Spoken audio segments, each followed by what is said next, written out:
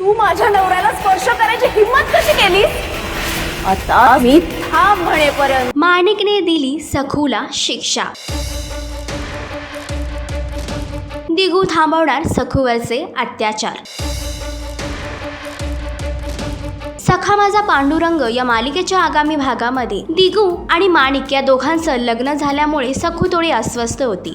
यातच आता दिगूला आपल्या चुकीचा पश्चाताप होत आहे. तर त्याने सखूची माफी देखील मागितली आहे आणि त्याने सखूला हे देखील सांगितलं आहे की त्याचं तिच्यावर किती जीवापाड प्रेम आहे. तर आता जेव्हा ही गोष्ट माणिकला कळते की दिगू आणि सखू एकत्र होते, तर आता याची शिक्षा ती सखूला देत आहे आणि तिने सखूला असं सांगितलं आहे, मी जोपर्यंत थांब म्हणत नाही तोपर्यंत तू स्वतःच्या हाताने स्वतःला मारायचं. तर सखूवर आता मी थांब म्हणेपर्यंत स्वतःहून स्वतःच्या सणसणीत खबाडीत मारून घ्यायच्या.